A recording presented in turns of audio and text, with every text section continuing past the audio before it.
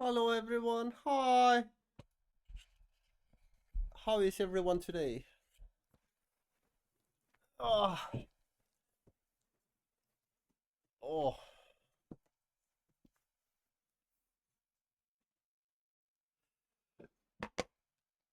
oh.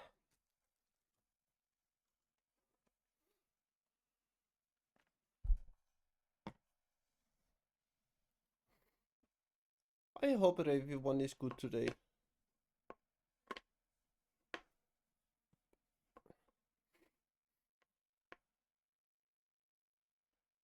I'm definitely good because I may have small bonbons. Hi Sasha. Hi. Welcome in. Yeah, that's all okay. I hope you are well as well. But I have made bonbons and they are down here.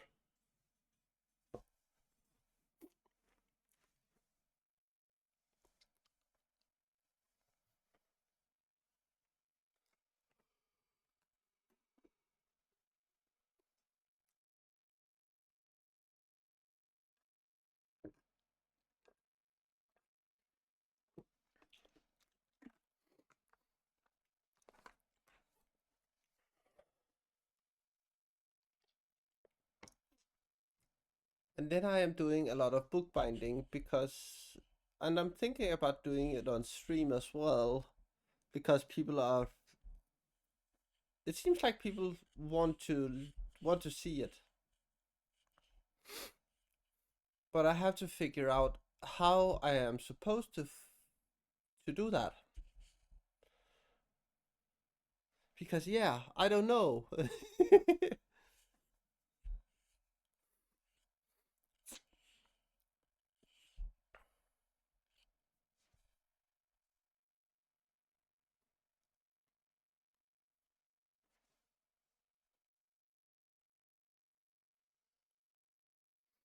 And also, as some people told me last time, I have made some tiers for membership tiers for my bonbons, and you can look at it all right here.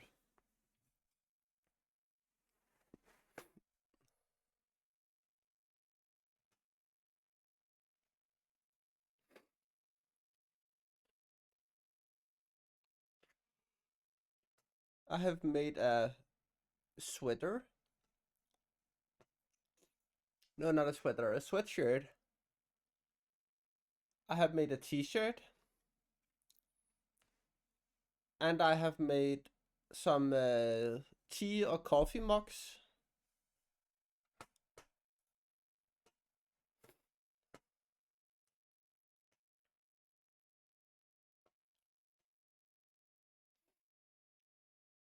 Yes.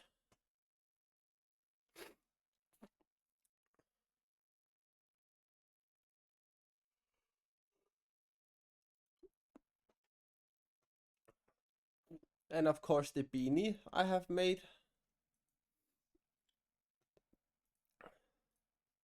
And if you are a member of the library, you can get all of the bookban items. If you are a member of the castle tier, and both the castle tier and the library tier cost the same.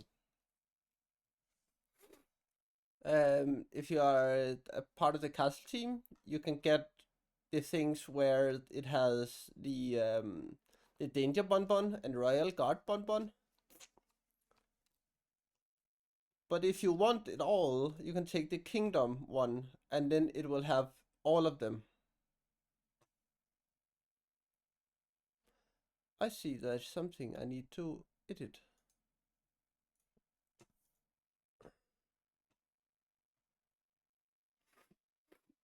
Add a product.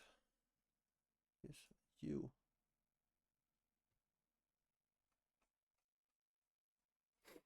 But all of the stickers um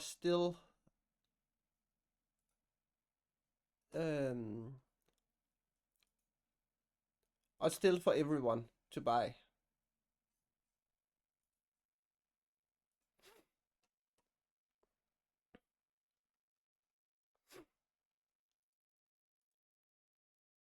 But you can see here what I have done until now. When I can actually find it. Here. Yes. So all of this I have done until now.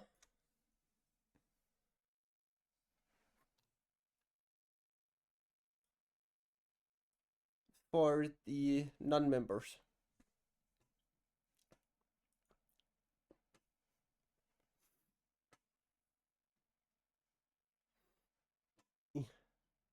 Now I need to go in here.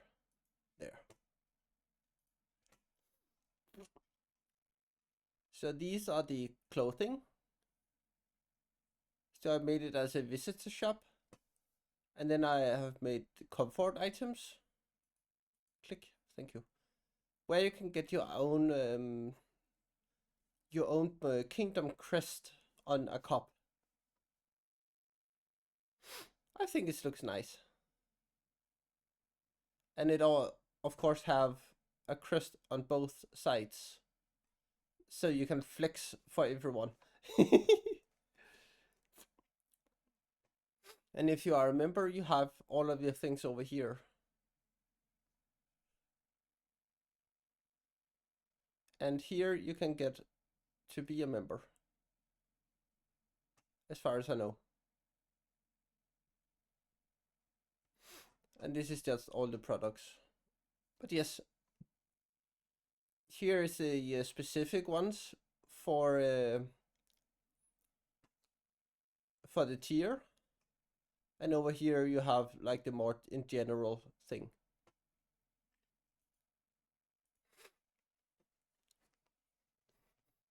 And you can join it down at the bottom at the home page as well.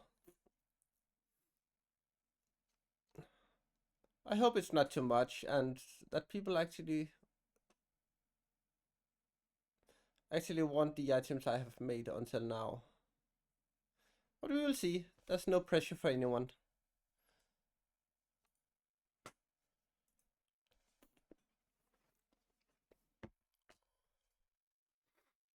It's supposed to stream with me being able to buy books and bookbinding materials and such things. But also for me to commission lovely people as Potita to do more amazing staff members of the Bonbon Kingdom.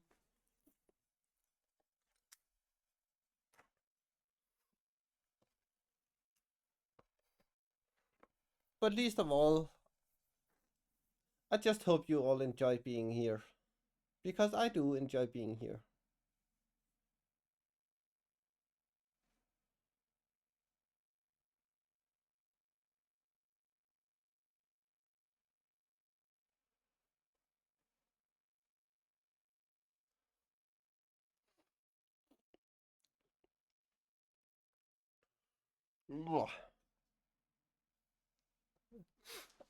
I know you do, Evelyn. Hi, are you coming?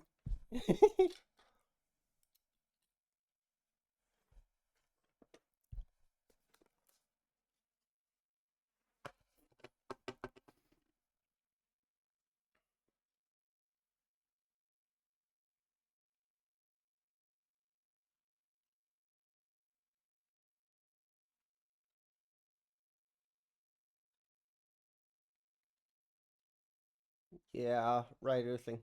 Right.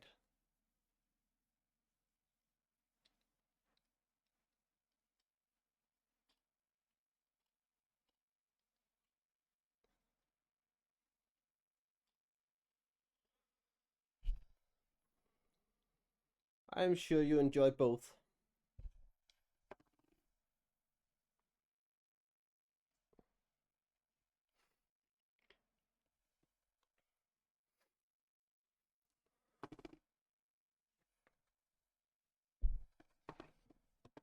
But yes, there is a lot more to come. But I just hope you all enjoy being here as much as I do.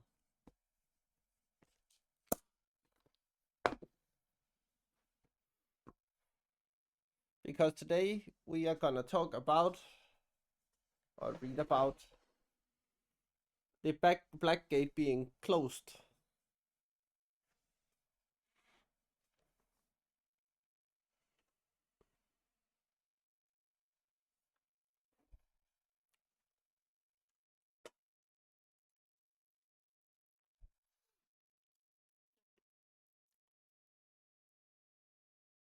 No, the black gate. Yeah, not the gate, just the black gate.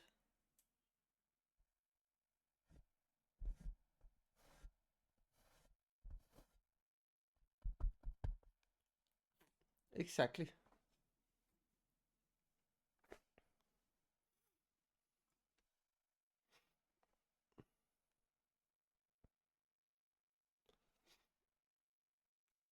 And the little bonbon says hi.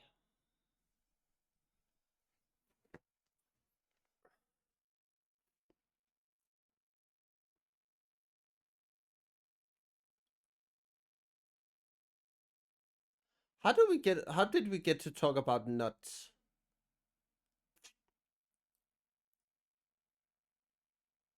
No, no, that's not Judgment Bunny. This is Judgment Bunny. It's gonna stare into your soul.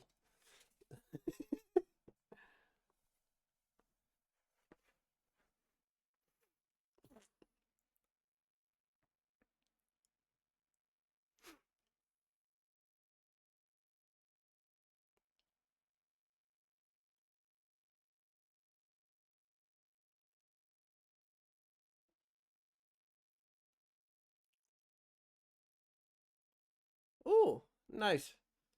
I hope you are making some good food.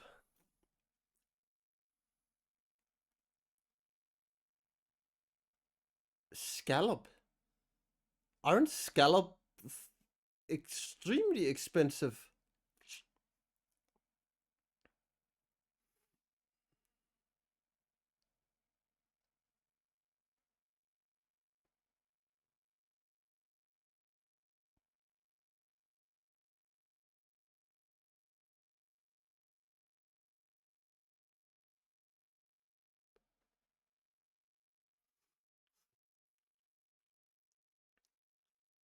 Yeah, we get some at the size of like this, but they are also very expensive. I think it's like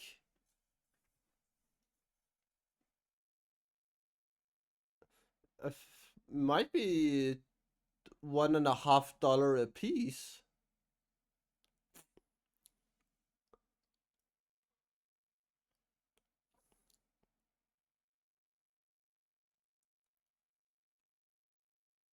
Yeah, that fits about right. $1.50 a piece of scallops in Denmark. So it's kinda expensive. Also the reason we are not eating them that much.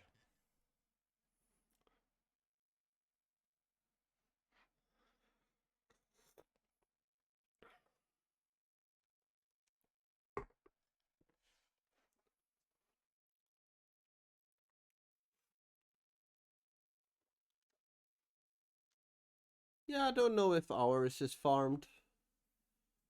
Um, I have no clue.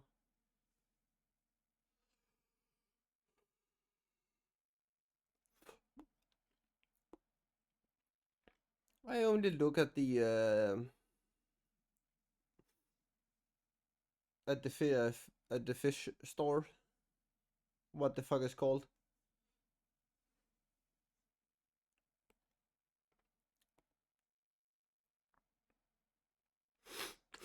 In Denmark, it's called a fish merchant.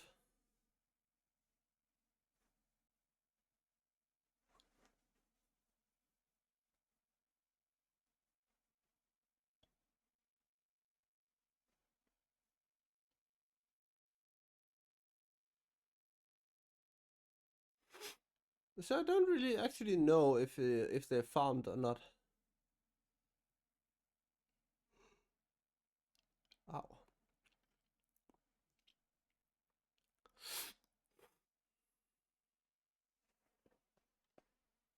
But yeah, who knows?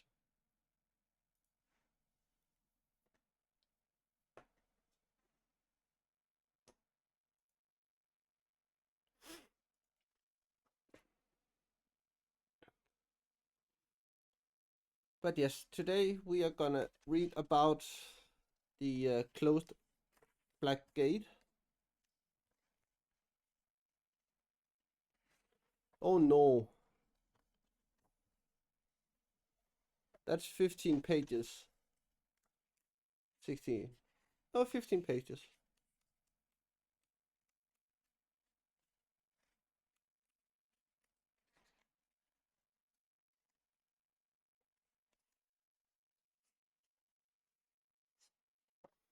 So we could do 2 chapters today. Because these 2 chapters are not that long.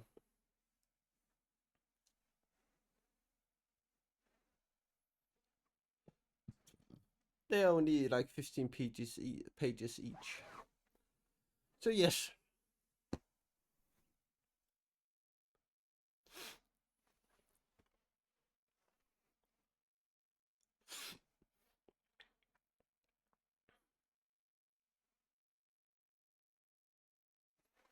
Is it just me or is it being a little bit aggressive today?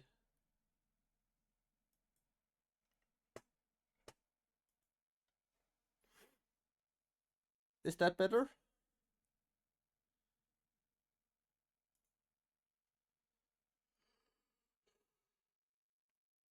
If you can't hear shit, just please tell me. The music. For me, it was a bit loud before. But is this good?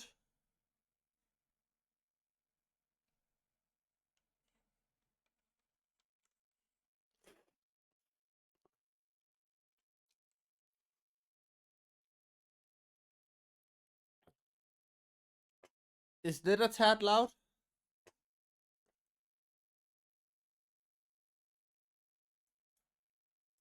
That was a bit too much.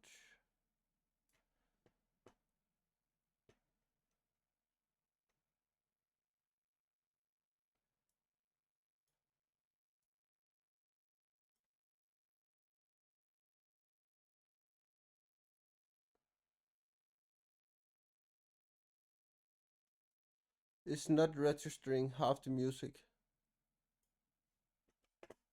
So this is the lowest I can go without or half of the music disappearing.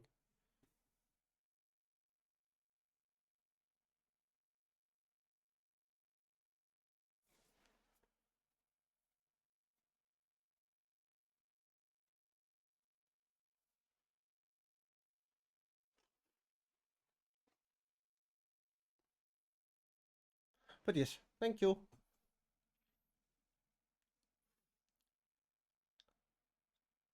Chapter 3. The Black Gate is closed.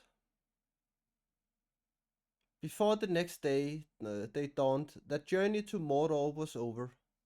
The marshes and the desert were behind them.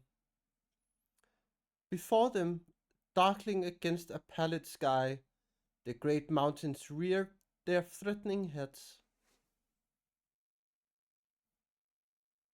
Upon the west of Mordor marched the gloomy range of Ifilduath, the mountains of shadow, and upon the north the broken peaks and barren ridges of Ered Luthi, grey as ash.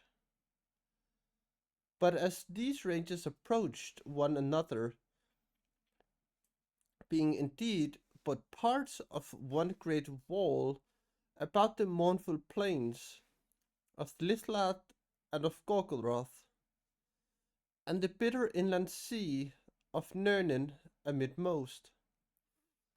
They swung out long arms northward, and between these long arms there was a deep defile.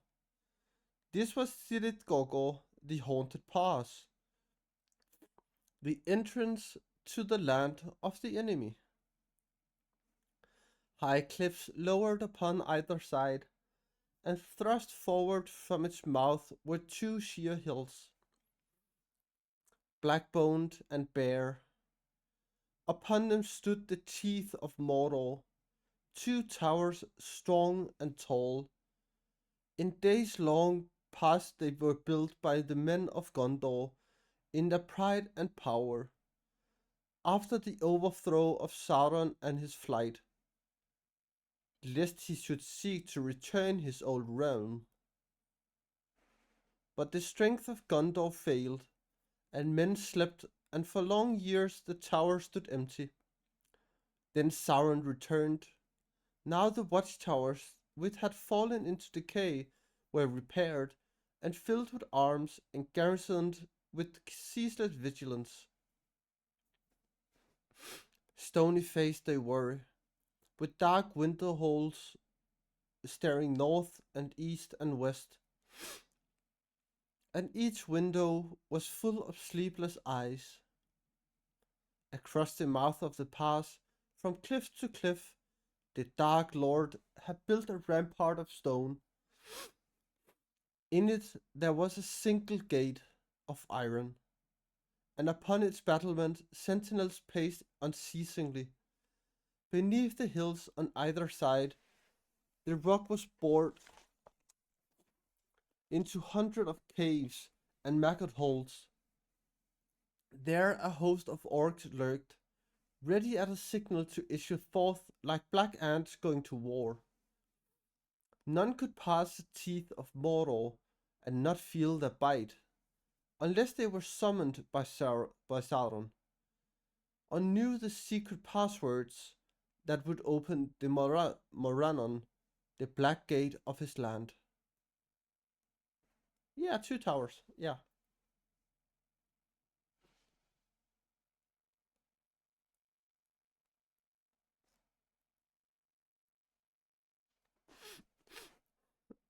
No, next chapter apparently we are gonna stew some rabbit.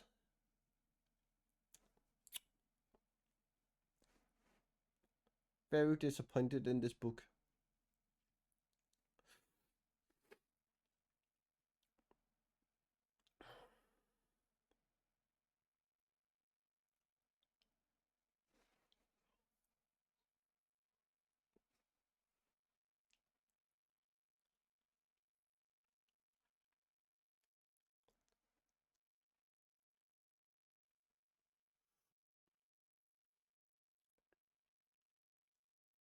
But yes, the two hobbits gazed at the towers and the wall in despair. Even from a distance, they could see in the dim light the movement of the black guards upon the wall, and the patrols before the gate. They now lay peering over the edge of a rocky hollow beneath the outstretched shadow of the northmost buttress of Ifelduath, winging the heavy air, winging the heavy air in a straight flight of crow. Maybe would have flown but a furlong from their hiding place to the black summit of the nearer tower. A faint smoke curled above it as if fire smoldered in the hill beneath.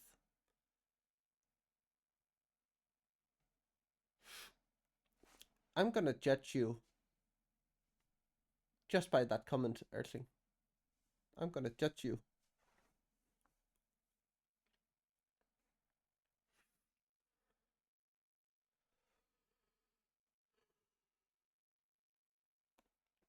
Day came, and the fallow sun blinked over the lifeless ridges of Eretluith. Then suddenly the cry of brazen-throated trumpets was heard. From the watchtowers they blared, and far away from hidden holes and outposts in the hills came answering calls, and further still, remote but deep and ominous, there echoed in a hollow land beyond the mighty horns and drums of Barad-dûr. Another dreadful day of fear and toil had come to Mordor, and the night guards were summoned to the dungeons and the deep halls, and the day guards, evil-eyed and fell, were marching to their posts. Steel gleamed dimly on the battlement. Well, here we are, said Sam. Here's the gate. And it looks to me as if that's about as far as we are ever going to get. My word, but the gaffer would have a thing or two to say if he saw me now. Often said I'd come to a bad end if I didn't watch my step, he did. But now I don't suppose I'll ever see the old fellow again.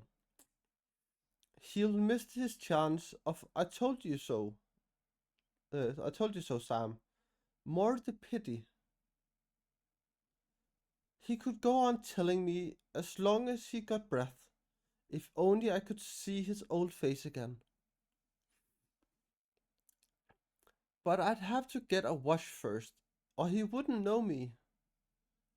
I suppose it's no good asking, what way do we go now? We can't go no further, unless we want to ask the orcs for a lift. No, no, said Gollum. No use. We can't go further. Smeagol said so. He said, we'll go to the gate, and then we'll see. And we do see. Oh yes, my precious. We do see. Smeagol knew the new hobbits could not go this way. Oh yes, Smeagol knew. Then what the plague did you bring us here for? Said Sam, not feeling in the mood to be just or reasonable. Master said so. Master says, bring us to the gate. So good, Smeagol does so. My master said so. Wise master. I did, said Frodo. His face was grim and set, but resolute. He was filthy, haggard, and pinched with weariness. But he cowered no longer, and his eyes were clear. I said so because I purposed to enter Mordor, and I know no other way. Therefore I shall go this way. I do not ask anyone to go with me. No, no, master, wailed Gollum, pawing at him, and seeming in great distress. No use that way, no use. Don't take the precious to him. He'll eat us all if he gets it. Eat all the world. Keep it, nice master, and be kind to Smeagol. Don't let him have it. Or go away, go to nice places, and give it back to little Smeagol. Yes, yes, master, give it back, eh? Smeagol will keep it safe. He will do lots of good, especially to nice hobbits. Hobbits go home, don't go to the gate. I am commanded to go to the land of Mordor, and therefore I shall go, said Frodo. If there is only one way, then I must take it. What comes after that must come.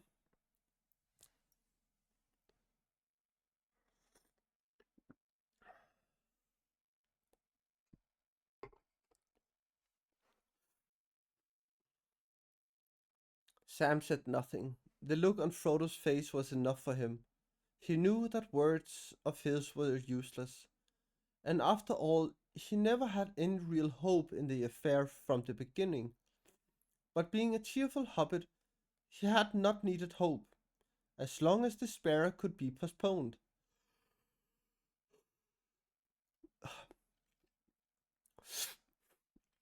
Now they were come to the bitter end, but he had stuck to his master all the way. That was what he had chiefly come for, and he would still stick to him. His master would not go to Mordor alone. Sam would go with him, and at any rate they would get rid of Gollum. Gollum, however, did not intend to be got rid of yet. He knelt at Frodo's feet, wringing his hands and squeaking. Not this way, master, he pleaded. There is another way. Oh yes, indeed there is. Another way, darker, more difficult to find, more secret. But Smeagol knows it. Let Smeagol show you. Another way, said Frodo doubtfully, looking down at Gollum with searching eyes. Yes, yes, indeed. There was another way. Smeagol found it. Let's go and see if it's still there. You have not spoken of this before. No, Master did not ask. Master did not say what he meant to do. He does not tell poor Smeagol. He says, Smeagol, take me to the gate, and then goodbye. Smeagol can run away and be good. But now he says, I purpose to enter Mordor this way. For Smeagol is very afraid. He does not want to lose nice Master. And he promised Master made him promise to save the precious. But Master is going to take it to him, straight to the Black Hand, if Master will go this way. So Smeagol must save them both, and he thinks of another way that there was once upon a time. Nice Master, Smeagol very good, always help.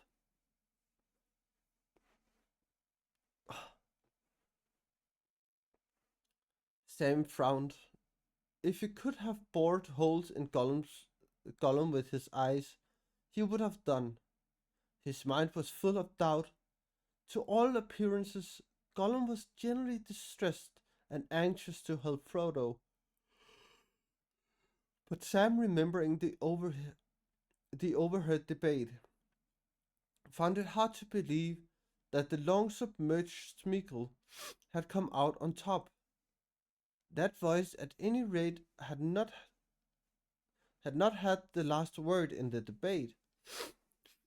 Sam's guess was that the Smeagol and Gollum halves of what in his own mind he called Slinker and Stinker had made a truce and a temporary alliance. Neither wanted the enemy to get the ring, both wished to keep Frodo from capture and under their eye as long as possible. At any rate, as long as Stinker still had a chance of laying his hands on Precious, whether there really was another way into Mordor, Sam doubted. And it's a good thing neither half of the old villain don't know what Master means to do, he thought.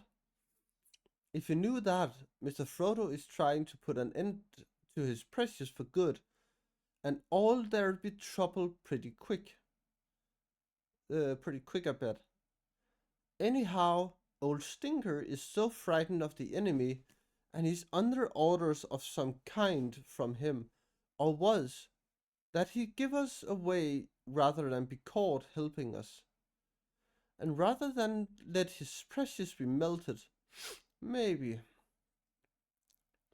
At least that's my idea, and I hope the master will think it out carefully. He's as wise as any, but he's soft-hearted. That's what he is. It's beyond any Gamgee to guess what he will do next. Frodo did not answer Gollum at once.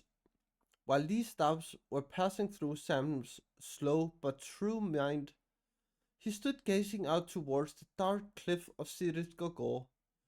The hollow in which they had taken refuge was delved in the side of a low hill. At some little height above a long trench-like valley that lay between it and the outer buttress of the mountain wall. In the midst of the valley stood the black foundations of the western watchtowers. By morning light, the roads that converged upon the gate of Mordor could now be clearly seen, pale and dusty, one winding back northwards, another dwindling eastwards into the mists that clung about the feet of Ereluthi, and a third that ran towards him. As it bent sharply round the tower, it entered a narrow defile and passed not far below the hollow where he stood. Westward to his right it turned, skirting the shoulders of the mountains, and went off southward into the deep shadows that mantle all the western sides of Eiffel Duath. Beyond his sight, it journeyed on into the narrow land between the mountains and the great river.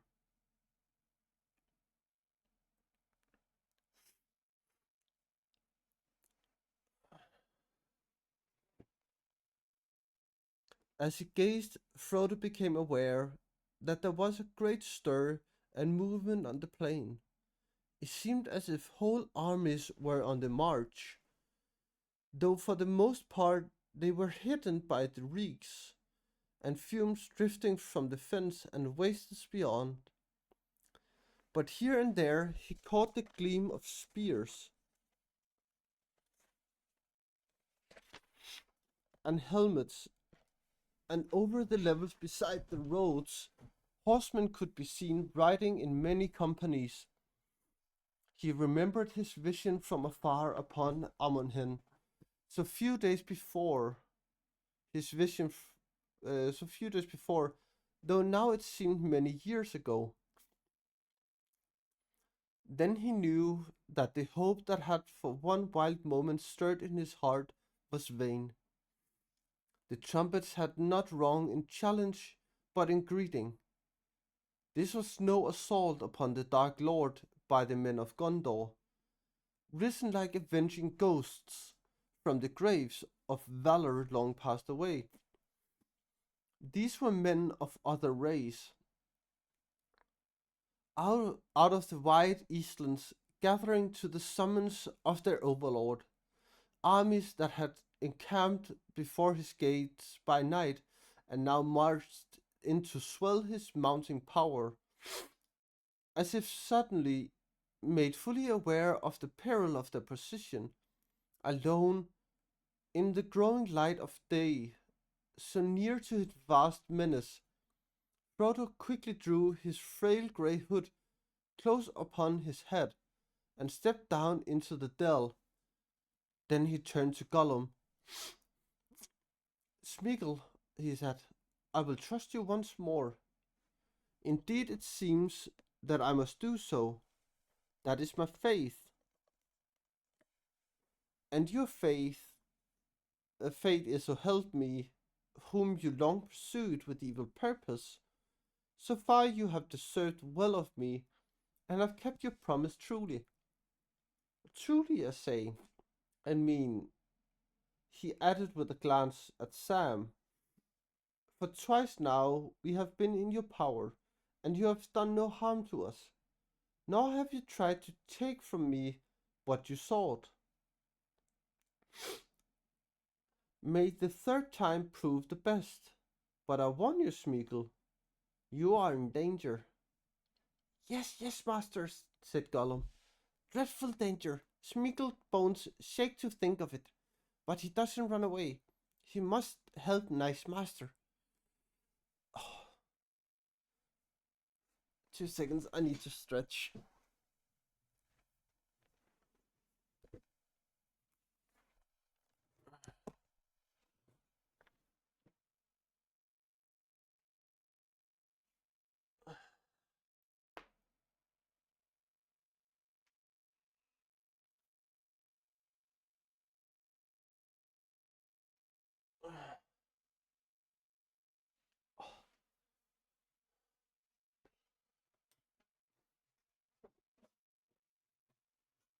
Oh.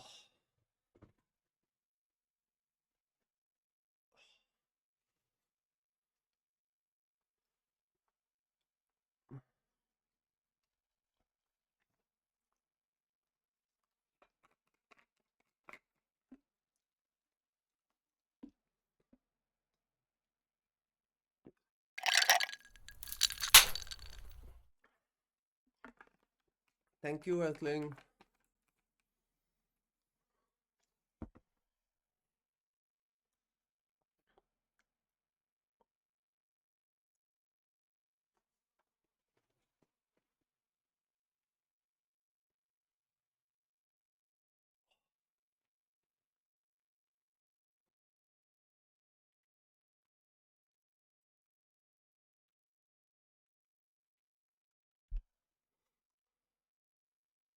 I did not mean the danger that we all share, said Frodo. I mean a danger to yourself alone. You swore a promise by what you called the precious. Remember that.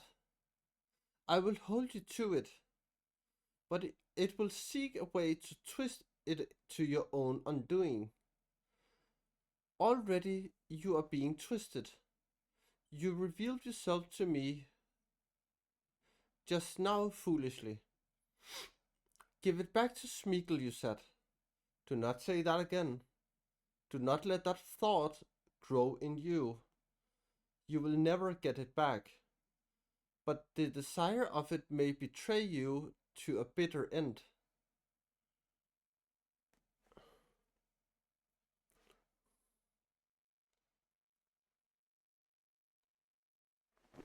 You will never get it back. In the last need, Smeagol, I should put on the precious, and the precious mastered you long ago.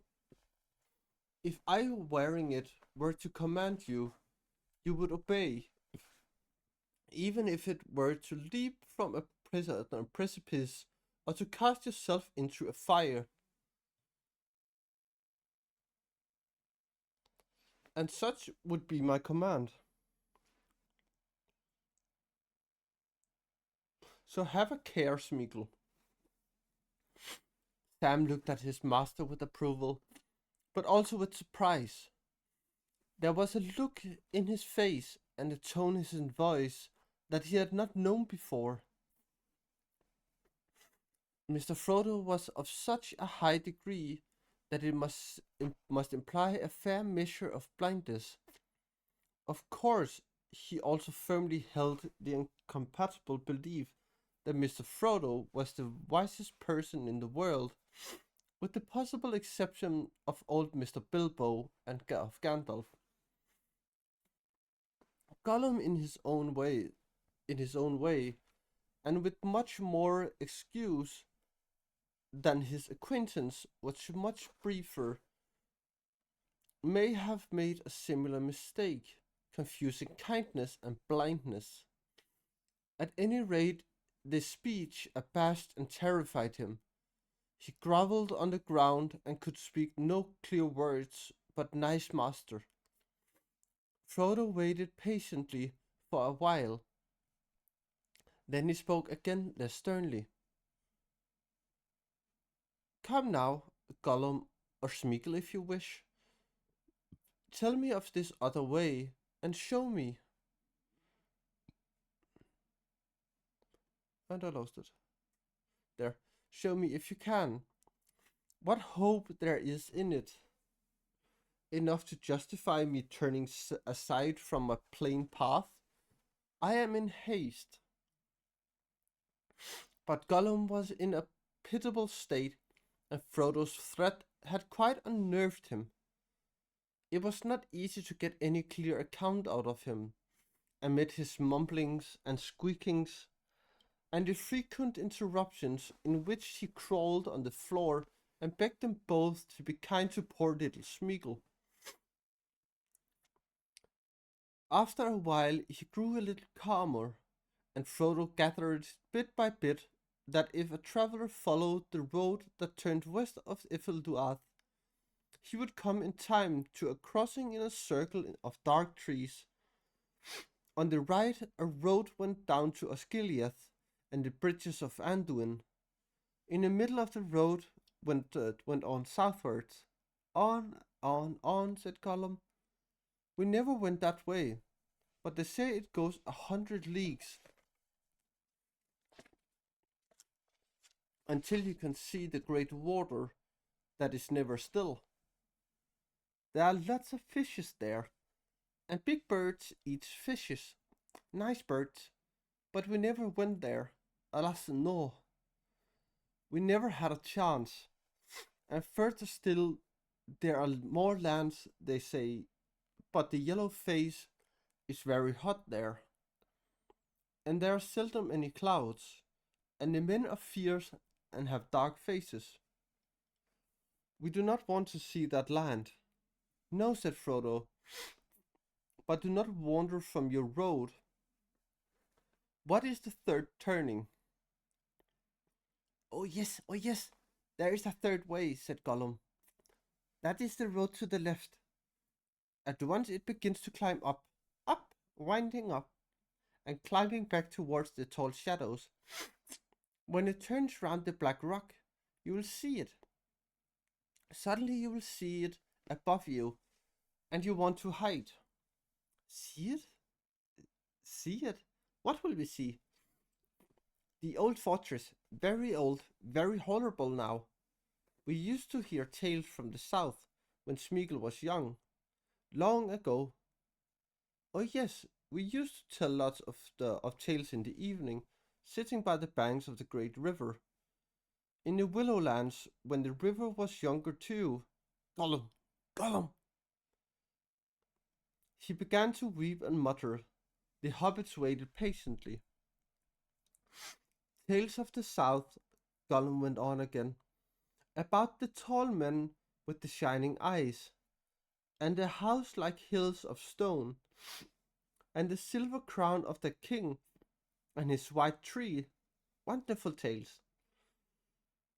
But they built very tall towers, and one they raised was silver white, and in it there was a stone like the moon, and round it were great white walls. Oh yes, there were many tales about the Tower of the Moon. That would be Nina's Ithil, that Isildur, the son of Elendil, built, said Frodo. It was Isildur who cut off the finger of the enemy. Yes, he has only four on the black hand, but they are enough, said Gollum, shuddering. And he hated Isildur's city. What does he not hate? Said Frodo. But what has the Tower of the Moon to do with us? Well, master, there it was, and there it is, the tall tower and the white houses and the wall, but not nice now, not beautiful. He conquered it long ago. It is a very terrible place now. Travelers shiver when they see it. They creep out of sight, they avoid its shadow. But master will have to go that way. That is the only other way, for the mountains are lower there, and the old road goes up and up until it reaches dark pass at the top, and then it goes down again to Gorgoroth. His voice sank to a whisper, and he shuddered. But how will that help us? Asked Sam. Surely the enemy knows about his own mountains, and that road will be guarded as close as this. The tower isn't empty, is it? Oh no, not empty, whispered Gollum. It seems empty, but it isn't. Oh no. Very dreadful things live there. Orcs, yes, always orcs. But the worst things. Worst things live there too. The road climbs right under the shadow of the walls and passes the gate. Nothing moves on the road that they don't know about. The things inside know, the silent watchers. So that's your advice, is it? Said Sam. That we should go another long march south to find ourselves in the same fix or worse when we get there, if we ever do. No, no, indeed, said Gollum. Hobbits must see, must try to understand. He does not expect attack that way. His eye is all around, but it attends more to some places than to others. He can't see everything all at once, not yet. You'll see he has conquered all the country west of the shadowy mountains down to the river. And he holds the bridges now. He thinks no one can come into Moon Tower without fighting big battles at the bridge, or getting lots of boats which cannot hide and he will know about.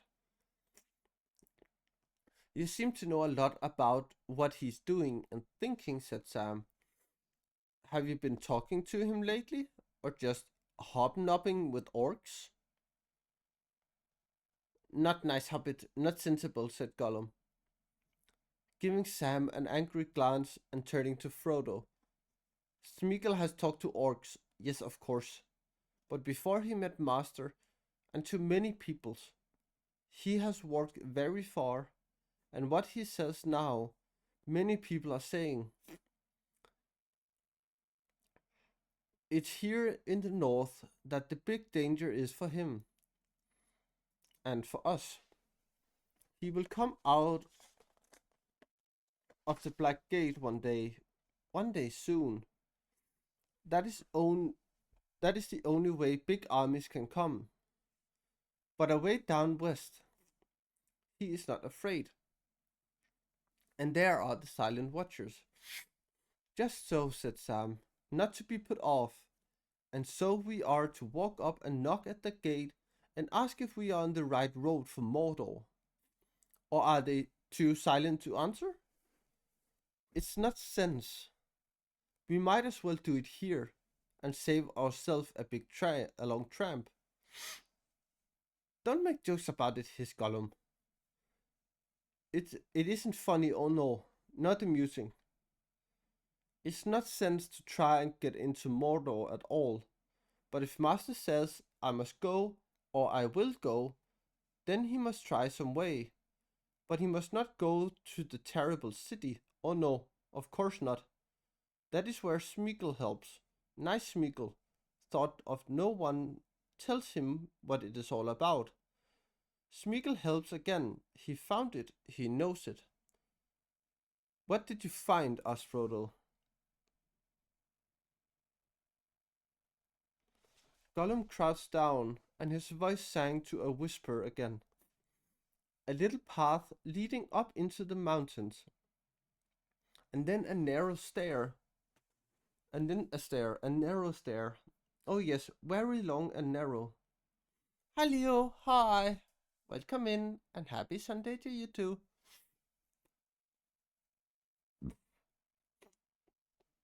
And then his voice sank even lower. A tunnel, a dark tunnel. And at last a little cleft, and a path high above the main pass. It was that way that Smeagol got out of the darkness, but it was years ago. The path may have vanished now, but perhaps not. Perhaps not. Leo, I have something I want to show you. Are you ready for some nice things?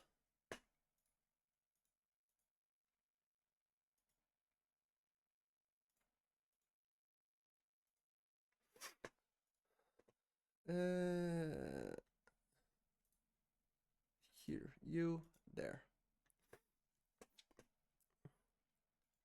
So that's the first one. Stop, for fuck's sake. Here, there we go. Yeah, that is the idea for the cover of the notebook. So a mountain behind and the temple in front.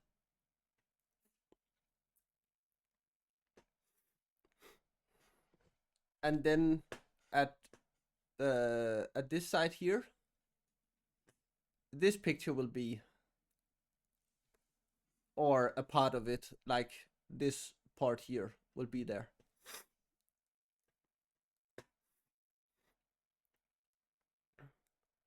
So yes, that is the rear of the cover and the front of the cover.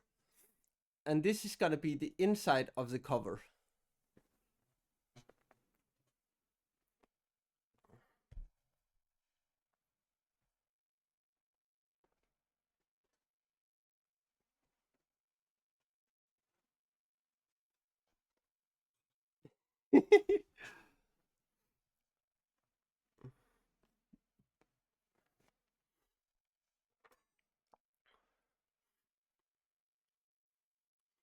So yes, this is the idea I'm gonna go with,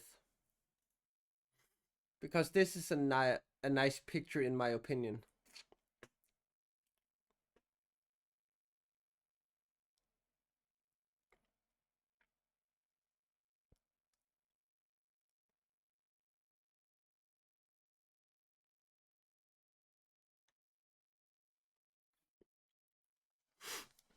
Thank you. It's me who have taken it.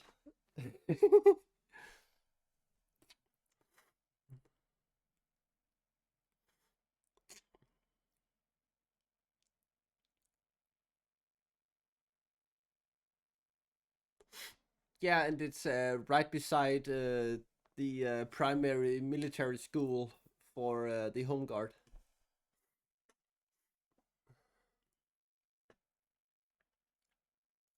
I can show you where it is. So the place is called Nymene Gab. Here, it's this little city here. It's not that big, except for the massive school which is here. Like from this road here up here, here. That is the Home Guard school, and then you have the city right here. And the picture was taken right here.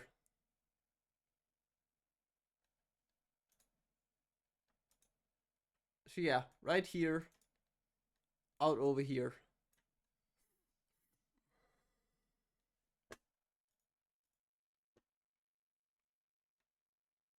Yeah, it is.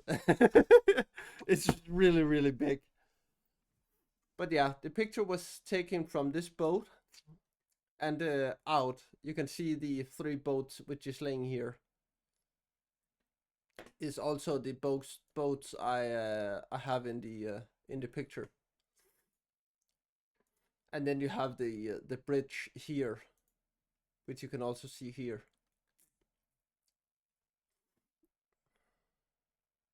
And then all of the water all the way up through here. And then you have the ocean right here.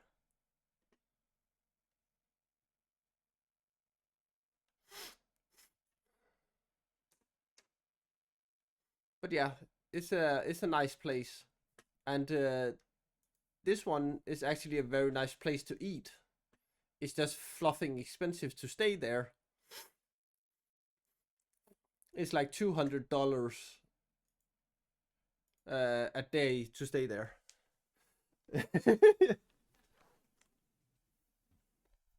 Oh, you're welcome.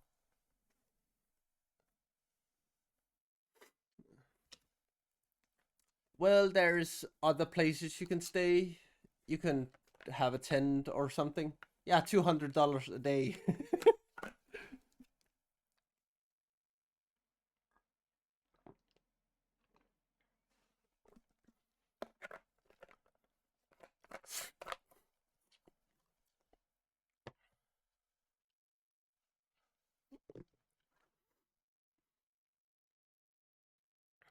It is really peaceful. It's a really peaceful place. Uh, unless we are out training, then it's not a peaceful place because then there will be shooting and such all around. But in general, it's a very peaceful place.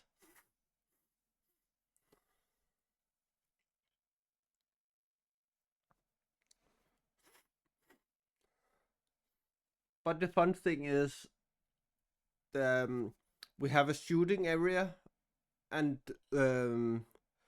right beside it, there's a tourist place. So when we shoot, you can actually just stand on the road and watch us train. It's kind of fucked.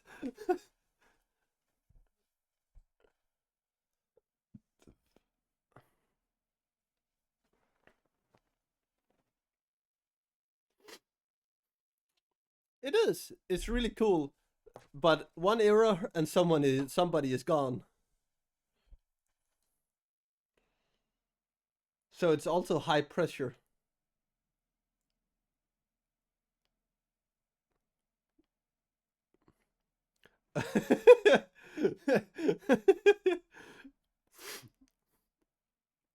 Like if you have the road here, if the crease in the book is the road, then you have like here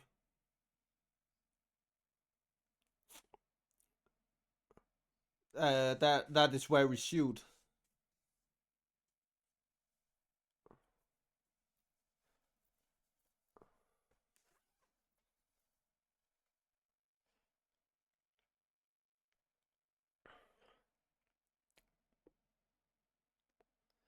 Yeah, I think it's like 10 meters at max from the road we shoot.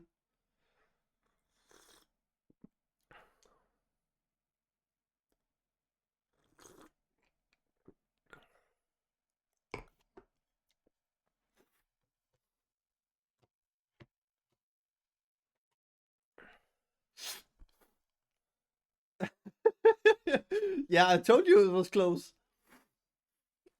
I can actually show you. Um,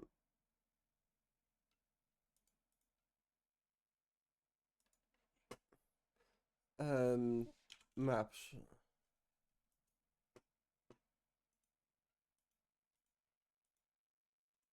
here.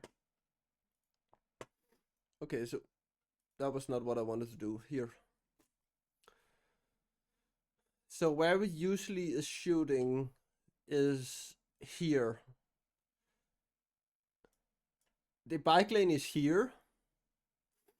We are usually shooting from like this line here. Okay, 20 meters. But that is still not a lot. Sometimes we are all the way over here shooting. And that's like 15 at most.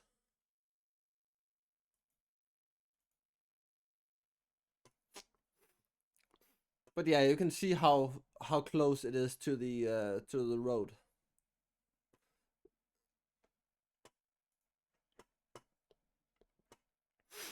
So yeah, it's kind of fluffed.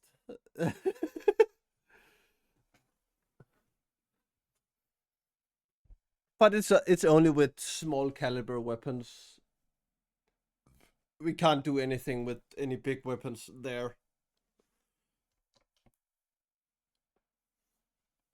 because we will have a back blow on it, and the safety range for that is, I think it's 50 meters for the back blow.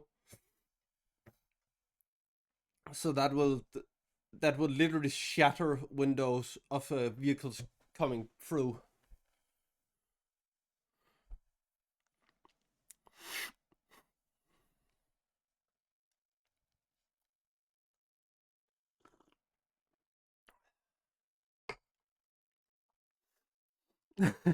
Yeah, because the glass would be pushed inwards to into the vehicle, so everyone in there would get damage from the glass.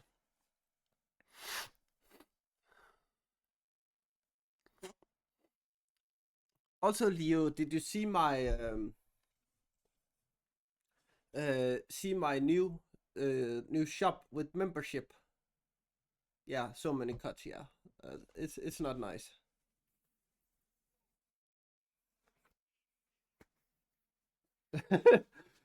No, it's not a mortar. It's it's a PVR or an anti-tank weapon.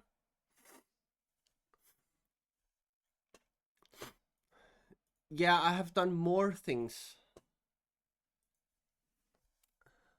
Uh,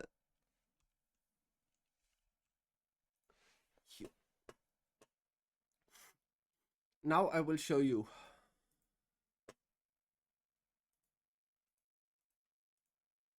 Here.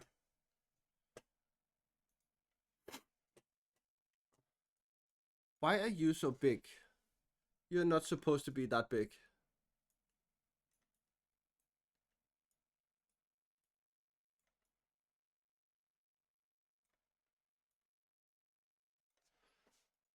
There we go.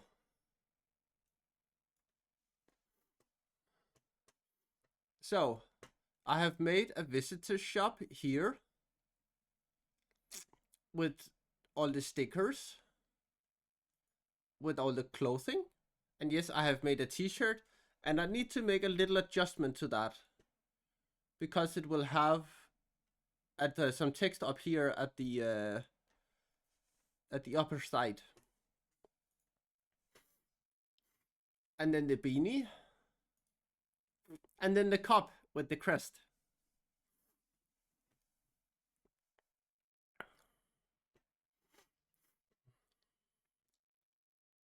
And if you are a member of one of these three, you get some.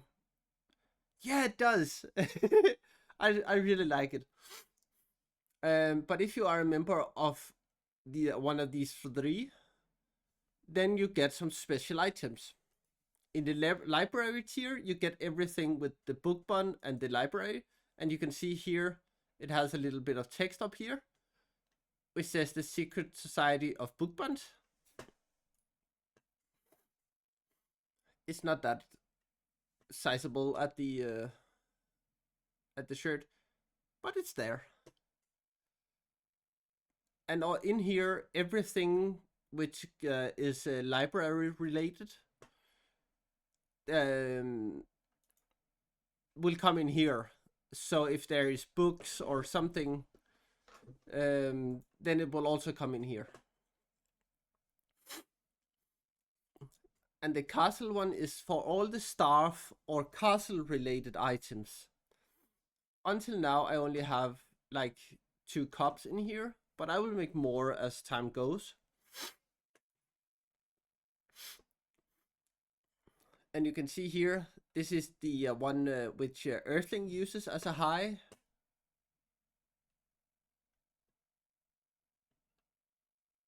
I need to move you down here. No, not there. Here. Thank you. I appreciate that. And then you have the kingdom tier, where you have all the items from the 2 prior. So the library and the castle is one in the kingdom.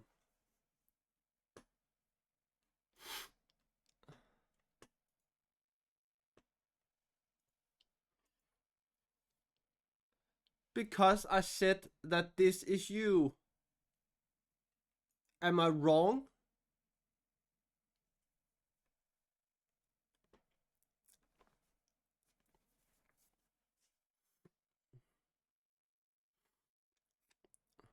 Because this is you.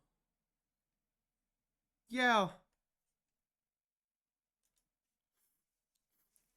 I said nothing wrong. Not this time, at least.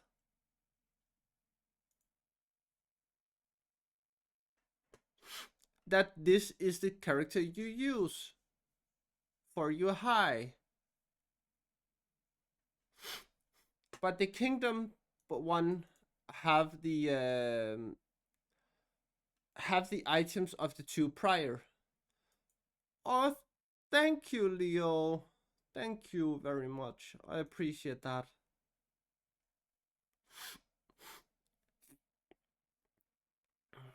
I really appreciate that, Leo.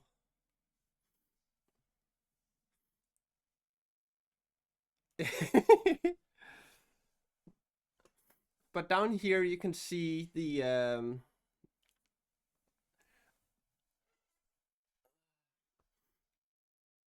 memberships of the website. And you can see you save $1 if you want both of these. And you also save 10% if you do it annually.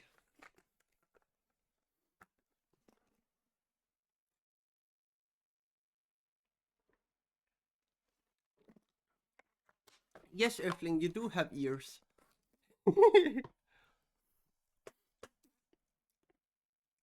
Aren't they cute?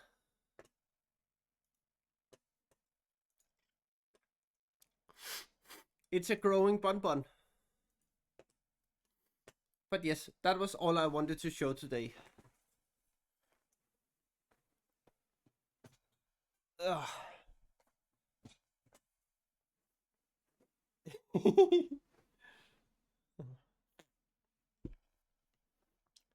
Hi, Jen. Hi.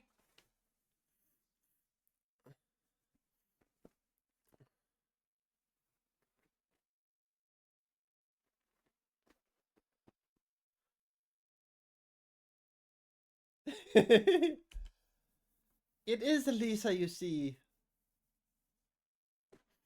Isn't she gorgeous?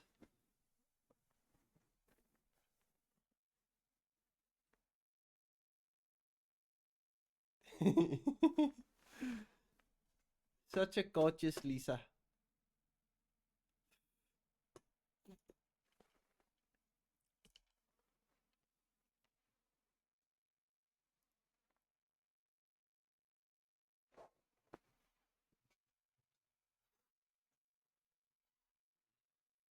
Oh, a parachute! Everyone grab your parachute and jump! Eh, Boom! Woohoo! Let's go jump, everyone. Let's go jump. Jump, jump, jump.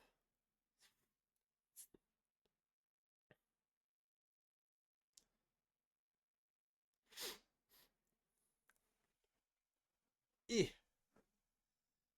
What is that jump doing in my chat? Or that knife, sorry, that knife doing in my chat. What is that doing?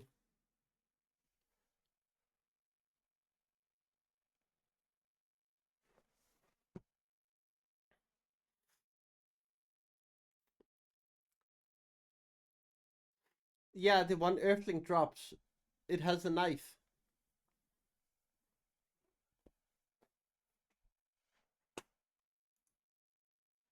Look. It's a knife.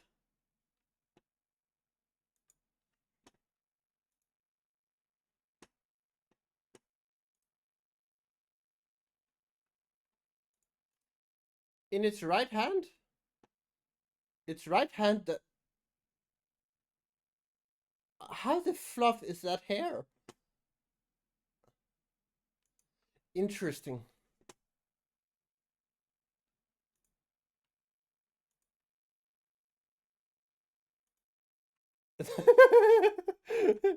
Interesting. Oh, I landed. Nice. Go me. Woohoo.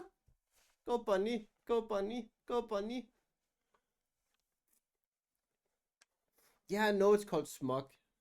But it looked like a knife to me. Okay. I'm just being bullied because of me.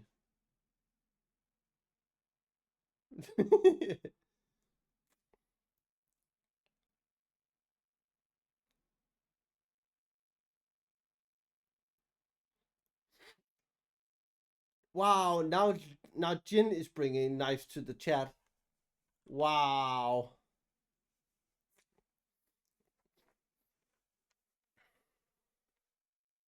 So violent.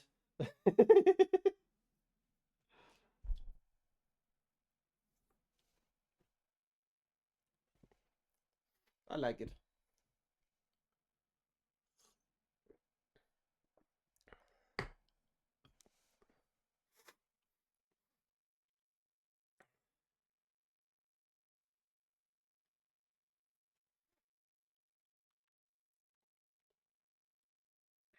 So yes. Okay, Steam, I'm now getting tired of looking at you saying to me that a lot of my friends are playing this and this game. So now I'm gonna tell you to shut up. There we go.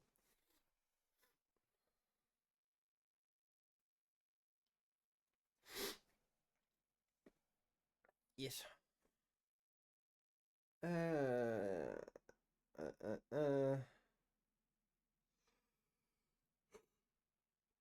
okay. I don't like the sound of it at all, said Sam. Sounds too easy at any rate in the telling. If that path is still there, it'll be guarded too. Wasn't it guarded, Gollum? As he said this, he caught a green gleam in Gollum's eye. Gollum muttered, but did not reply.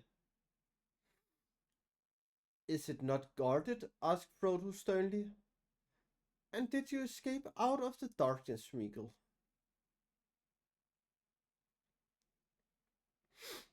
Were you not rather permitted to depart upon an errand? That at least is what Aragon thought. Who found you by the dead marshes some years ago? It's a lie, hissed Gollum, and an evil light came into his eyes at the naming of Aragon. He lied on me. Yes, he did. I did escape, all by my poor self. Indeed, I was told to for the precious, and I have searched and searched. Of course I have, but not for the black one. The precious was ours. It was mine, I tell you. I did escape.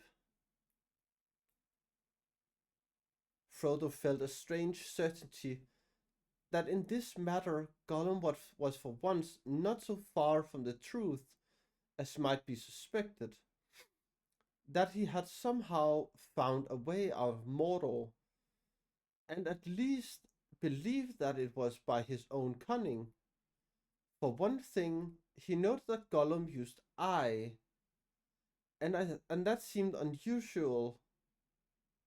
Uh, that seemed usually to be a sign on its rare appearances. That for some remnants of all truth and sincerity were for the moment on top. But even if Gollum could be trusted on this point, Frodo did not forget the wiles of the enemy. The escape may have been allowed or arranged, and well known in the Dark Tower, and in any case, Gollum was plainly keeping a good deal back. I ask you again, he said, is, is not this secret way guarded? But the name of Aragorn had put Gollum into a sullen mood. He had all the injured air of a liar suspected when for once has told the truth, or part of it. He did not answer. Is it not guarded? Frodo repeated. Yes, yes, perhaps. Not safe places in this country, said Gollum sulkily. No safe places. But Master must try it or go home. No other way. They could not get him to say more. The name of the perilous place and the high pass he could not tell, or would not. Its, its name was Cirith Ungol, a name of dreadful rumor. Aragorn could perhaps have told them that name and its significance. Gandalf would have warned them, but they were alone, and Aragorn was far away, and Gandalf stood amid the ruin of Isengard, and strove with Saruman, delayed by treason. Yet even as he spoke his last words to Saruman, and the Palantir crashed into fire upon the steps of Orthanc, his thought was never upon Frodo and Samwise. Over the long leagues his mind sought for them in hope and pity. Maybe Frodo felt it, not knowing it, as he had upon Amon Hen. Even though he believed that Gandalf was gone forever into the shadow of Moria far away, he sat upon the ground for a long while, silent, his head bowed, striving to recall all that Gandalf had said to him. But for this choice he could recall no counsel. Indeed, Gandalf's guidance had been had been taken from them too soon, while the Dark Land was still very far away. How they should enter it at the last Gandalf had not said. Uh, Perhaps he could not say. Into the stronghold of the enemy in the north, into Dol Guldur, he had once ventured, but into Mordor, to the Mountain of Fire, and to Barad-dûr, since the Dark Lord rose in power again, had he ever journeyed there? Frodo did not think so, and here he was, a little halfling from the Shire, a simple hobbit of the quiet countryside, expected to find a way where the great ones could not go, or dared go. It was an evil fate, but he has taken it on himself in his own sitting room in the far offspring of another year, so remote that it was like a chapter in a story of the world's youth, when the trees of silver and gold were still in bloom. This was an evil choice. Which way should he choose? And if both led to terror and death, what good lay in choice?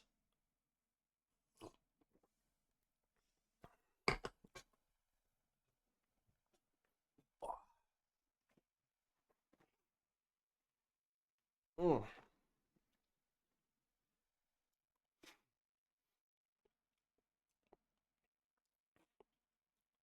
The day drew on. A deep silence fell upon the little grey hollow where they lay, so near to the borders of the land of fear. A silence that could be felt, as if it were a thick veil that cut them off from all the world about them. Above them was a dome of pale sky, barred with fleeting smoke, but it seemed high and far away, as if seen through great deeps of air heavy with brooding thought.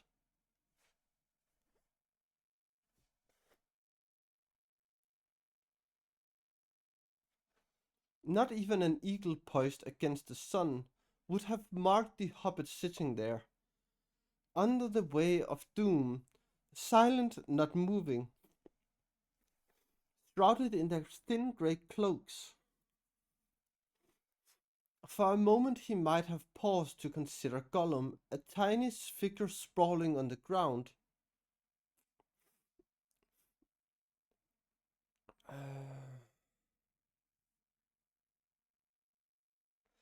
There perhaps lay the famished skeleton of some child of men, its ragged garments still clinging to it, its long arms and long legs almost bone wide and bone thin, no flesh worth a peck. I have a hard time believing that, Jen.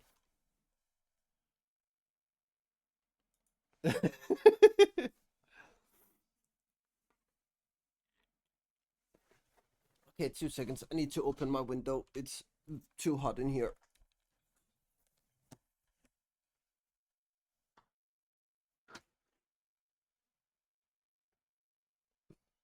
Oh.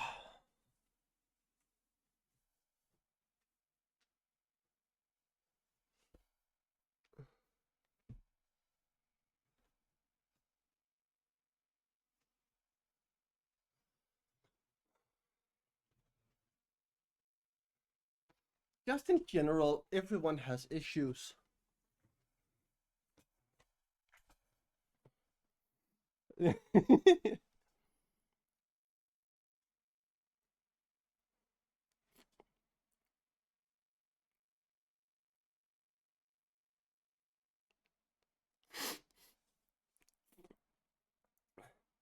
Well, that is true.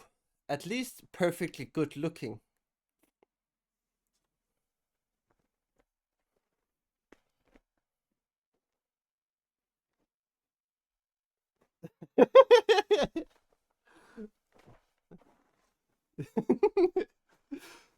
I'm no liar in this.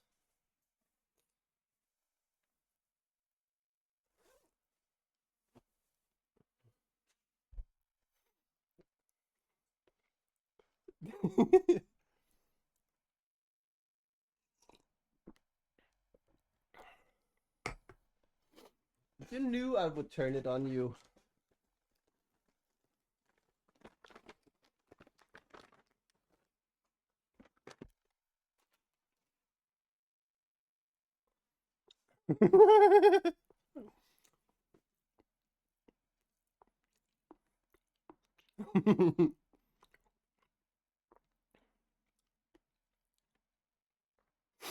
But you still like me.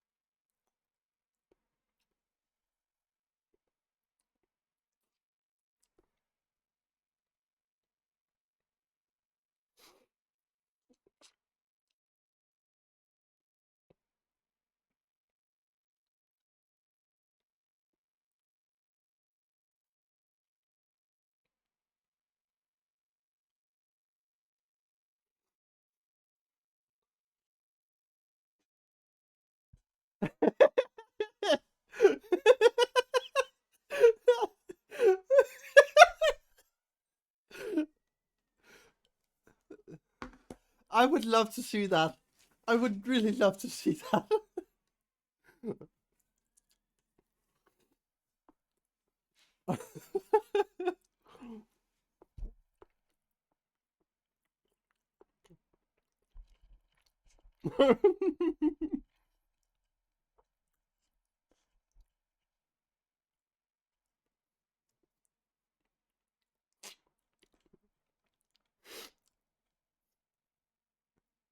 Can you also put some text like above and below it?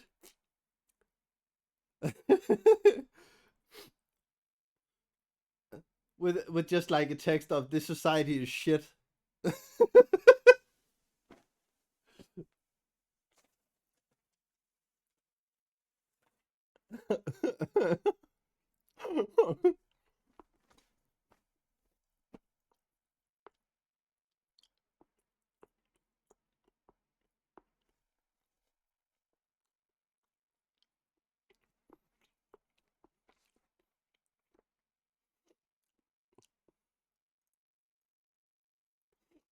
Or just a text saying humans are so demanding.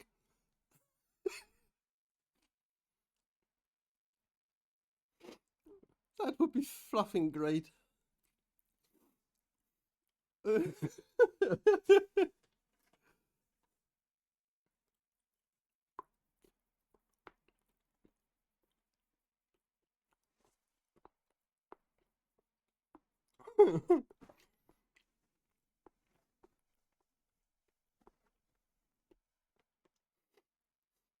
Oh my god, I would love that.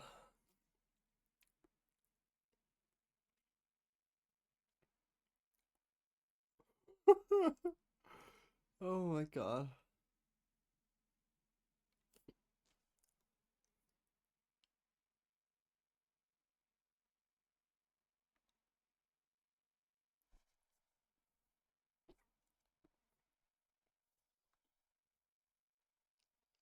Oh god, that would be nice.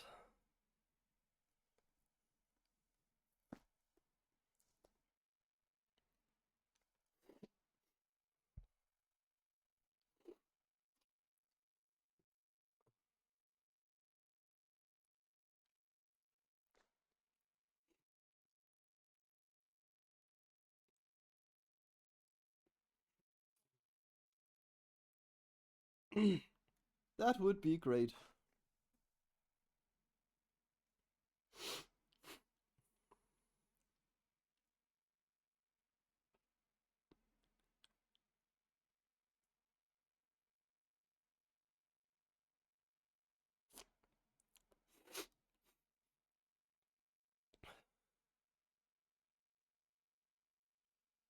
Oh, well, back to reading.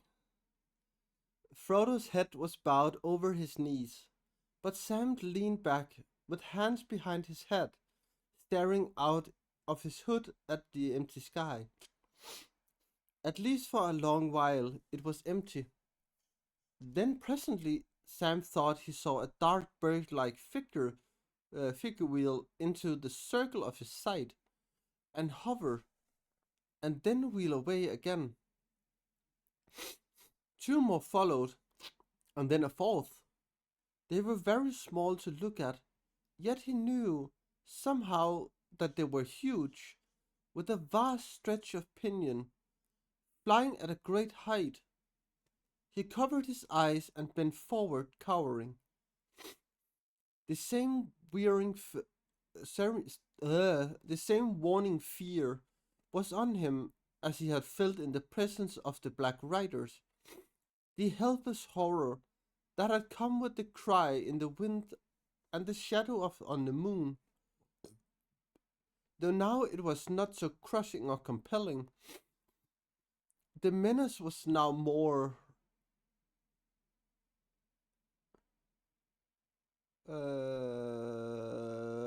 yeah.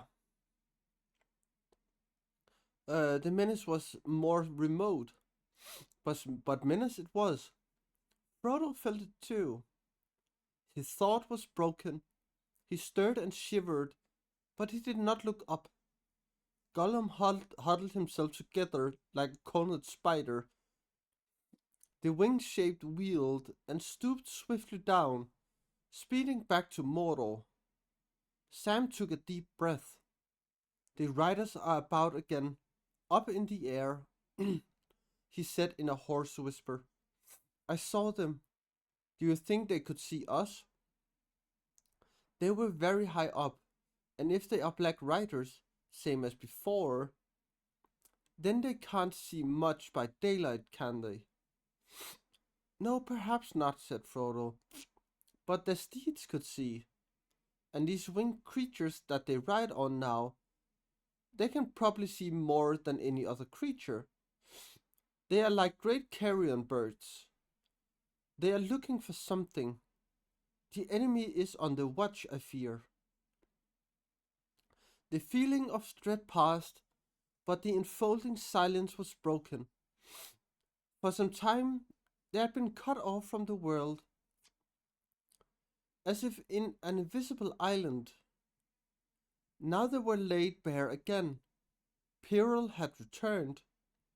But still Frodo did not speak to Gollum or make his choice. His eyes were closed, as if he were dreaming or looking inward into his heart and memory.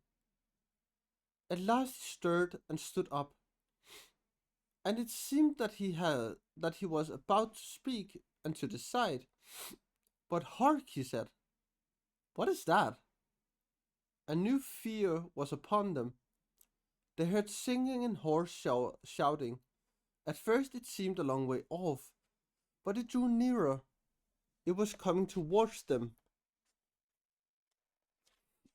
It leaped into all their minds that the Black Wings had spied on them and sent armed soldiers to seize them. No speed seemed too great for these terrible servants of Sauron. They crouched, listened. The crowd listening. The voices and the clink of weapons and harnesses were very close. Frodo and Sam loosened their small swords in their sheaths. Flight was impossible. Gollum rose slowly and crawled insect-like to the lip of the hollow. Very cautiously he raised himself inch by inch, until he could peer over it between two broken points of stone. He remained there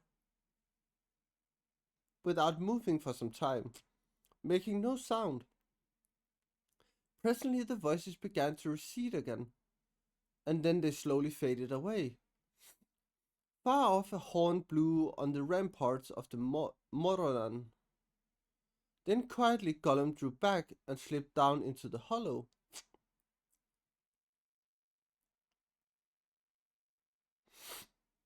He raised himself.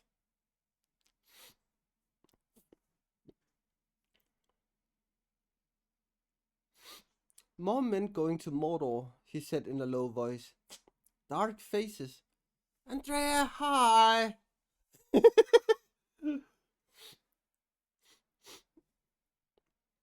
I hope you're great, Andrea. I really hope. And Bun Bun hopes too.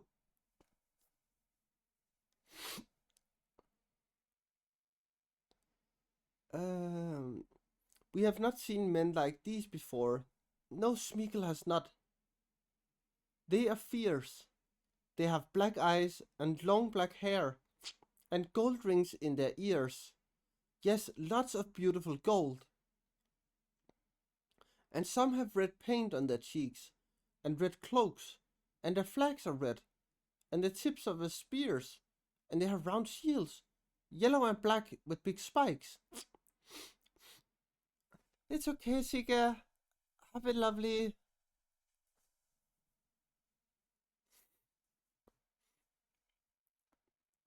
So, Andrea, before you leave, I have to show you something. I have a book project I am doing at the moment.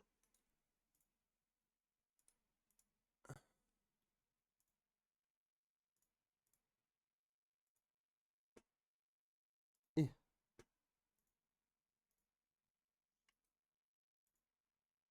Here. Yes, this. And we need to go here, and there. There we go.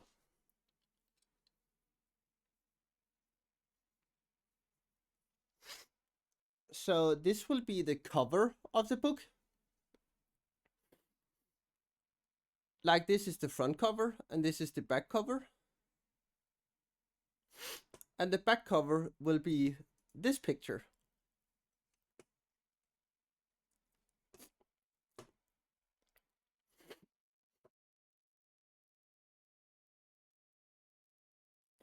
So it kind of has a frame with a picture in both of them.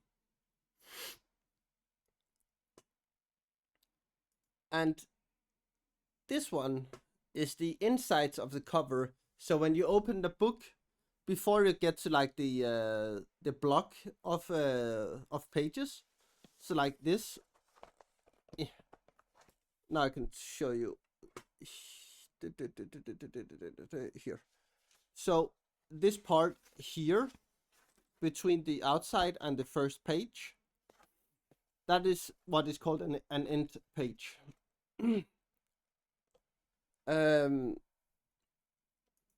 That is where these will be.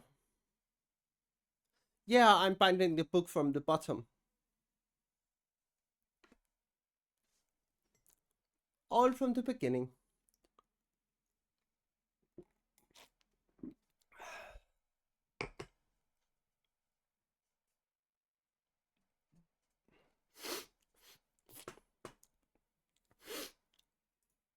And I'm looking to stream it, but I'm not sure if I can.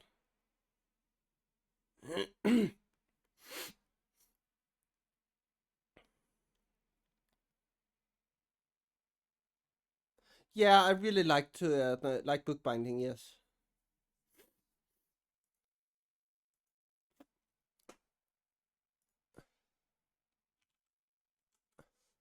No, I haven't.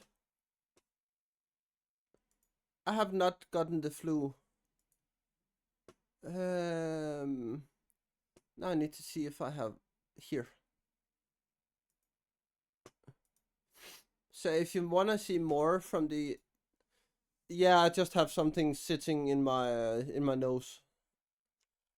But if you want to see more by the person which have um learned me how to do bookbinding, you just go to that page here, this one. And all of these things the person has made.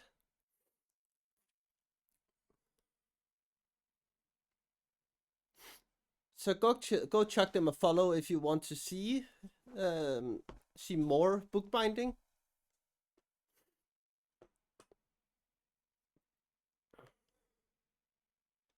Because there is a lot. But yes, that was it.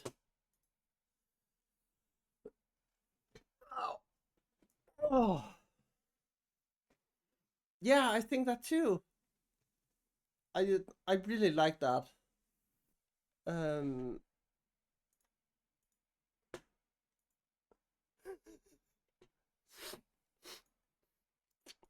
Oh, thank you, Andrea.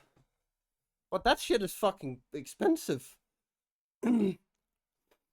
I wanted to make the notebook in high quality because it's for a Japanese elderly couple. And when I went in, like the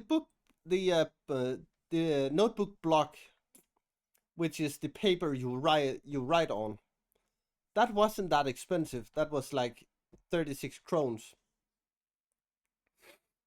But then I had to buy the end paper.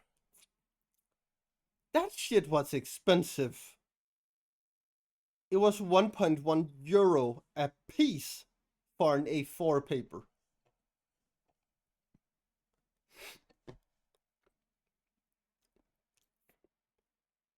Yeah, it is. Grandparents. Yes.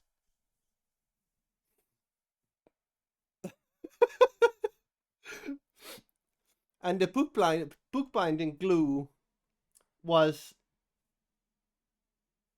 8 euro for a little fucking glass. Like this small. As like it's 100 gram of bookbinding glue.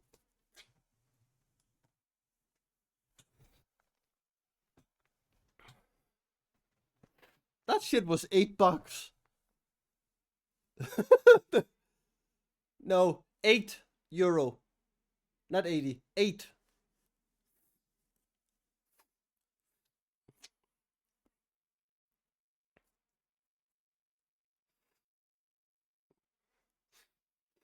But still expensive for glue.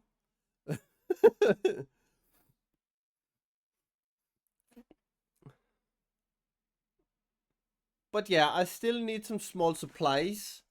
Um, I need a ruler and I need a knife. The ruler is not that expensive. It's like $5, and that is for a metal ruler.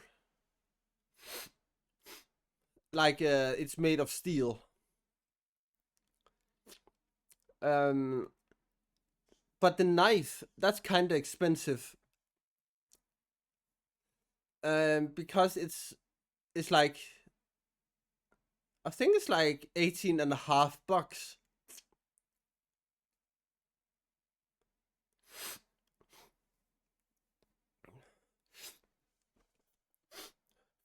But it's also in my opinion um a very nice knife.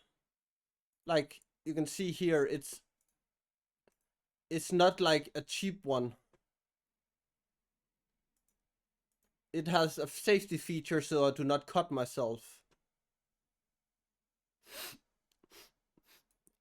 So I actually think it's um a good way of doing it. And then it has a magnetic inside, so I do not cut myself by putting the knife into the or the blade into the knife.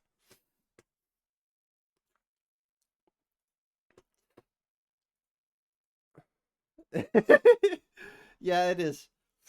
But it's good to have safety when you are handling sharp items and dangerous items. It's good to have something which keeps you safe.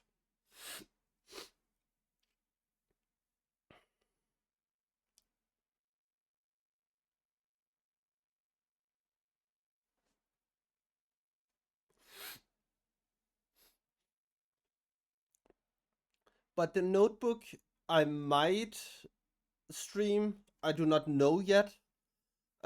Because I need to use a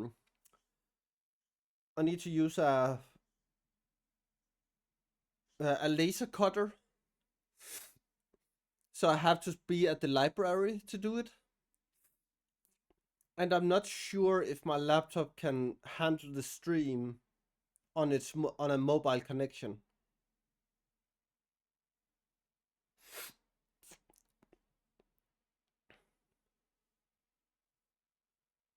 So yeah.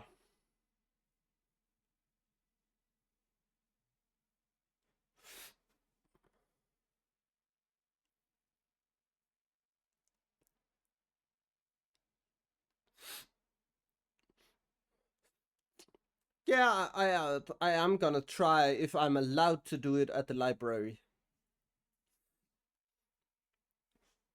But the stream wouldn't be within my normal time of streaming. It would be either Monday to Thursday or Saturday. Um, and it would be like 4, maybe 5 hours earlier than I usually start.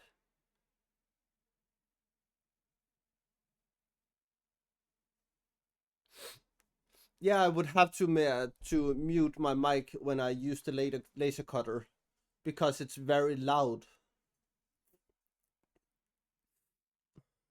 It's really really loud.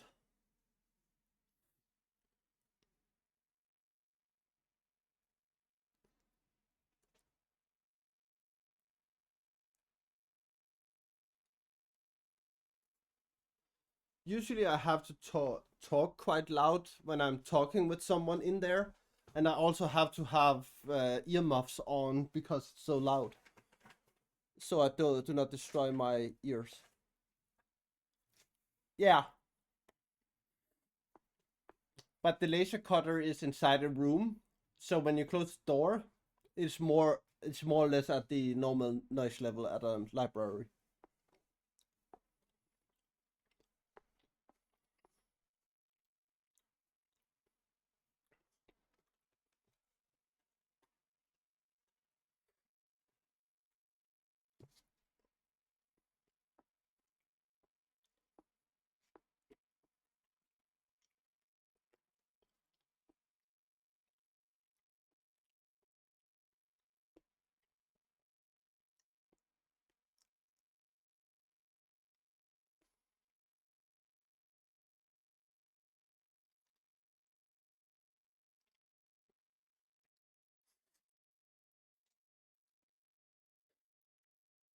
But I have a lot of trial and error to do. Yeah, that's fine, Andrea. Have a nice day. Love you.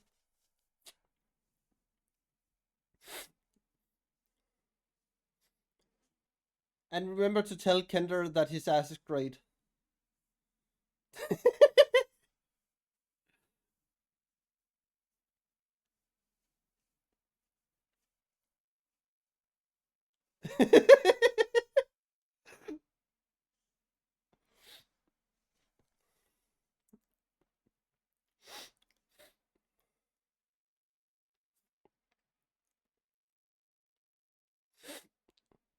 Everything is great in the US Earthling. At least they say themselves.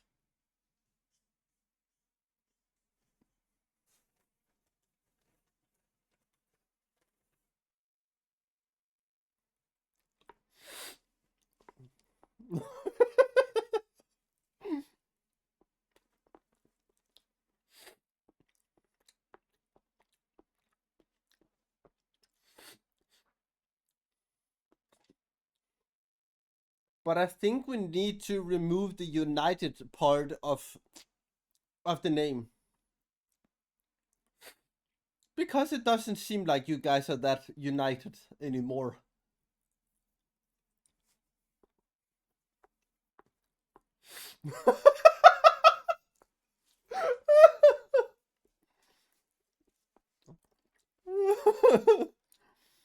Mm.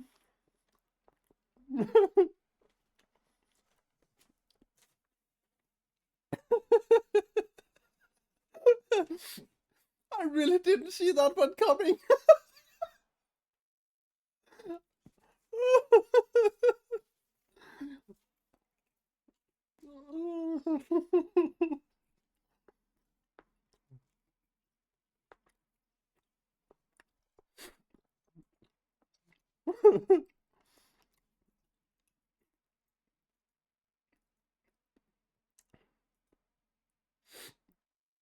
Yeah, I just really didn't see that one coming from you, Earthling. But that made me laugh so hard. Oh, yeah.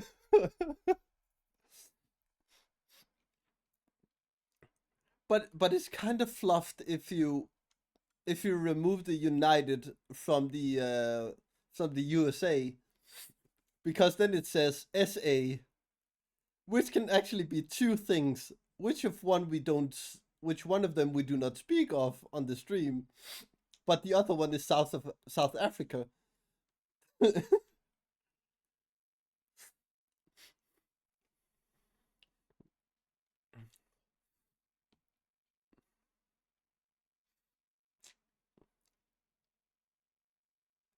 Oh yeah. Oh, that was nice. I do not. Yeah, actually, yeah, you're right, Leo. But I think it's better to just say South Africa, because South America gets a lot of attention lately.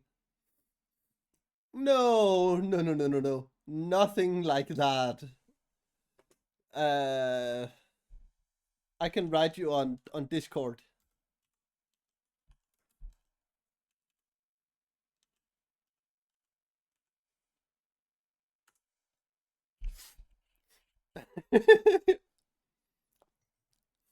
I wrote you on Discord, Earthling.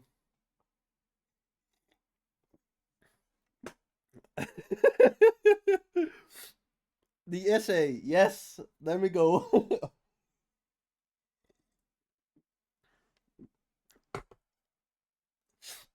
Like the GIF. I don't want to see that GIF.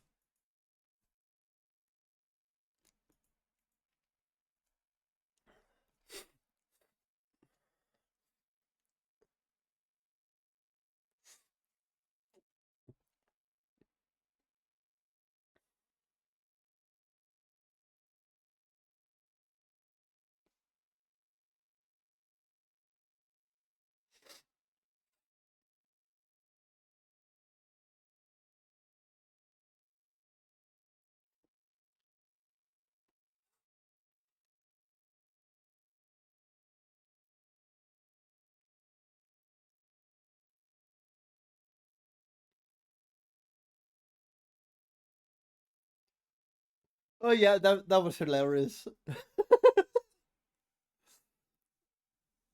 That was actually really great.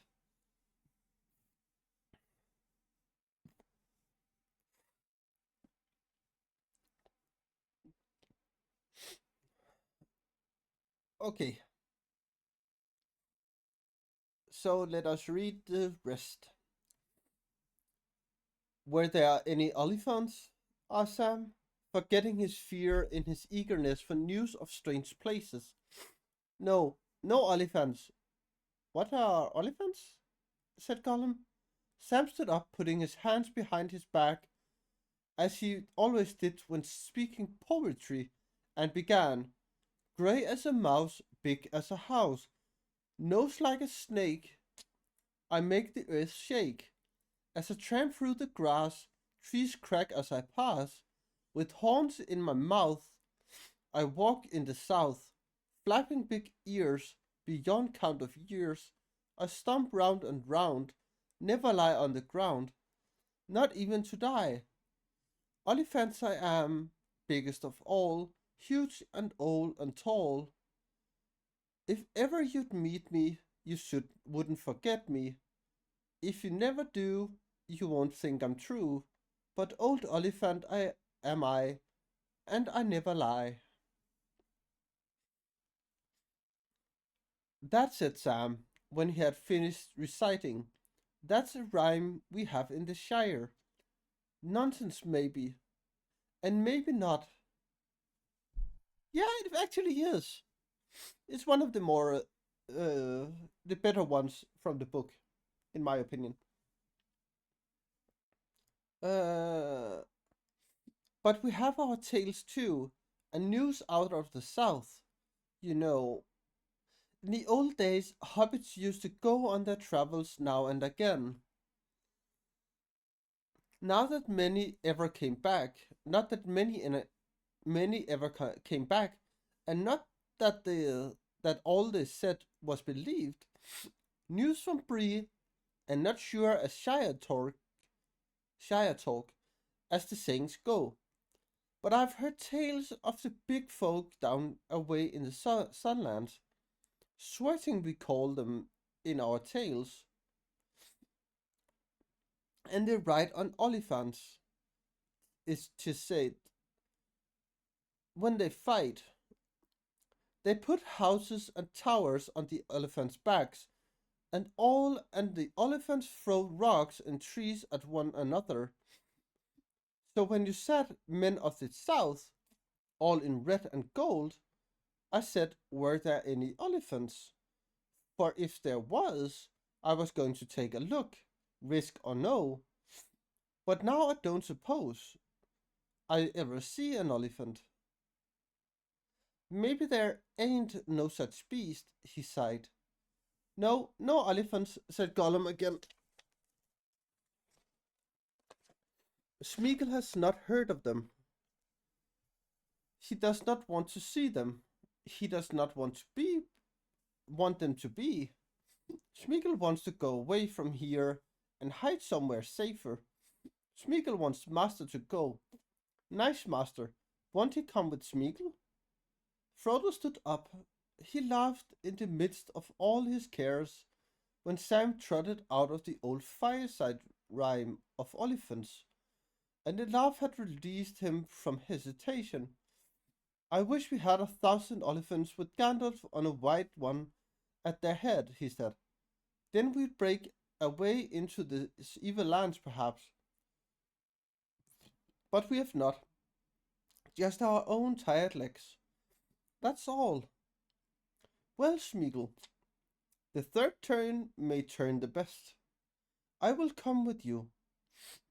Good master, wise master, nice master, cried Gollum in delight, patting Frodo's knees. Good master.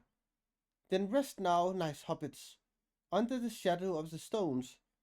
Close under the stones, rest and lie quiet till the yellow face goes away. Then we can go quickly. Soft and quick as shadows we must be. And that was the rest of the chapter for today. Next time is gonna be something with a stewed rabbit, which I hate. And remember, for everyone at the southern hemisphere, stream time will change for you from next week, because DST is making me go out 1 hour backwards.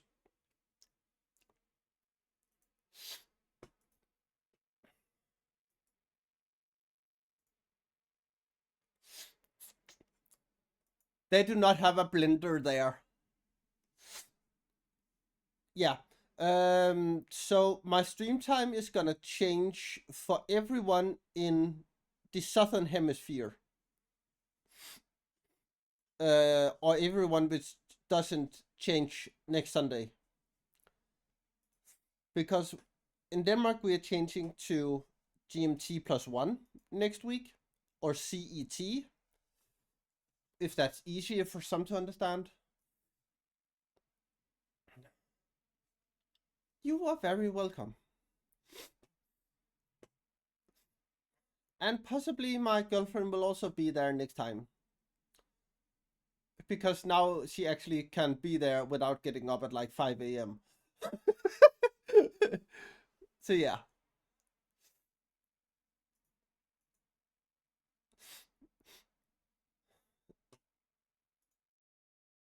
So yes. Next time, an hour before. But also remember, I will also upload all of the videos to YouTube. So you can always go to the YouTube and see the latest video or the latest stream that I have done if you missed something. But today, who are we gonna raid? Do anyone have someone which we haven't been at before?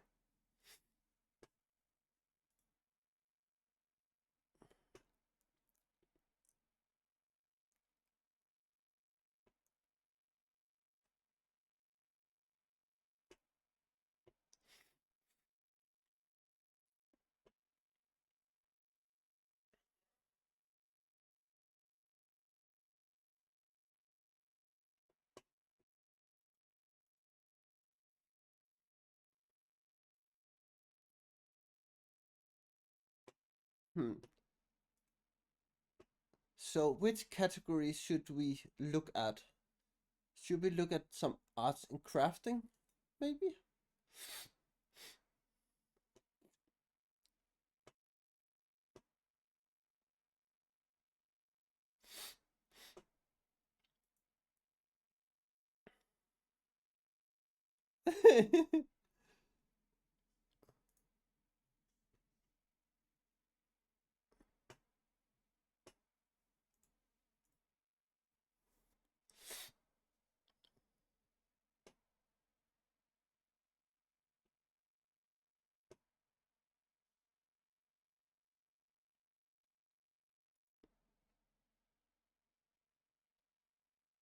um,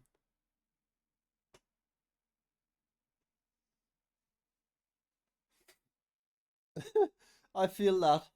I seriously feel that.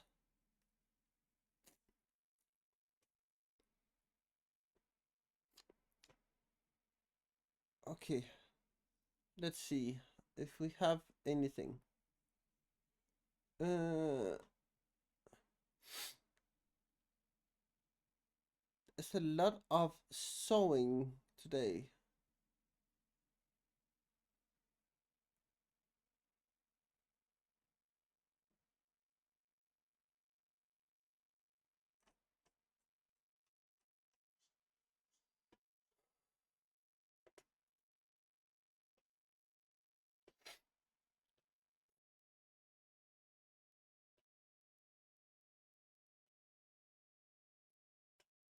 Okay. Um,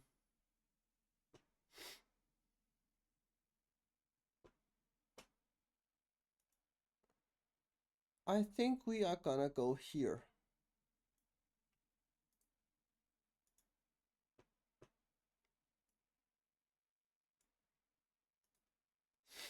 because this looks very nice. Okay, everyone. Everything. Can you put in the rate messages? We are gonna go and say hi to someone called MW Mudworks.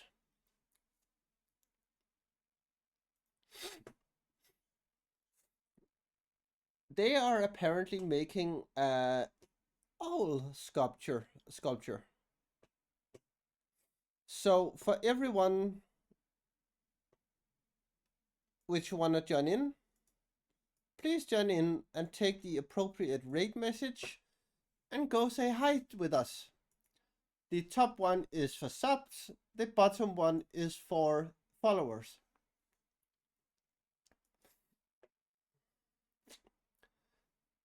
So I will see you all next week, and I hope to see as many as you as all.